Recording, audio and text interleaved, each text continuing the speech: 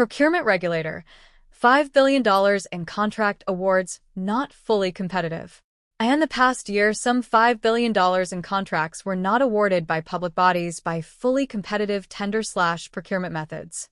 This was revealed in the first annual report to Parliament, 2023 to 2024, of the Office of Procurement Regulation, OPR, laid in the House of Representatives on September 9.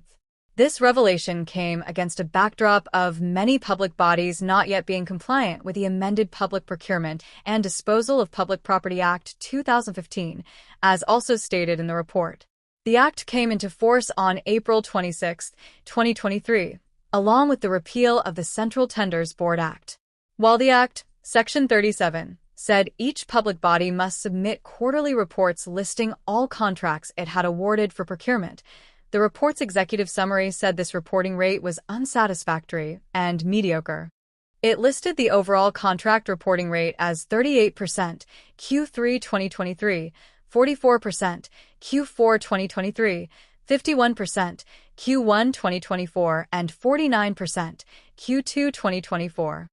Alongside this, the high absence of procurement committees in public bodies could lead to challenges from affected parties during a procurement exercise, the report warned. The summary then listed about $5 billion in awards being made by methods other than fully competitive ones. In Q3 2023, this was 51% of awards made and totaled $0.58 billion. In Q4 2023, it was 78% of awards and was worth $1.48 billion. For Q1 2024, it was 70% to a value of $0.9 billion. By Q2 2024, it was a whopping 87%, valued at $1.9 billion. The tenet of competition reinforces the founding principles of fairness, equity, and value for money enshrined in the Act. However, despite the new procurement regime advocating open bidding, the OPR observed an excessive use of limited and non-competitive procurement methods, worsening over time. Single and sole source methods were frequently used, indicating a level of resistance to the use of open bidding methods by public bodies. However, the report also noted inadequate infrastructure and resources to support the required changes. These inadequacies included technological, human, and financial resources. The report also noted a declining number of private contractors and suppliers completing registration in order to advance to pre-qualification at the OPR. In Q4 2024, some 10,794 suppliers/contractors were registered, but only 1,494 had advanced to become pre-qualified to bid on contracts. In Q1 2024, public bodies awarded $2.5 billion in contracts, and in Q2 2024 the figure was $3.3 billion. The report gave a figure of $2.8 billion for Q3 2023 and Q4 2023, but then said that data was unreliable. The report said companies had to register in the OPR's depository to encourage accountability, transparency, competition, and market outreach.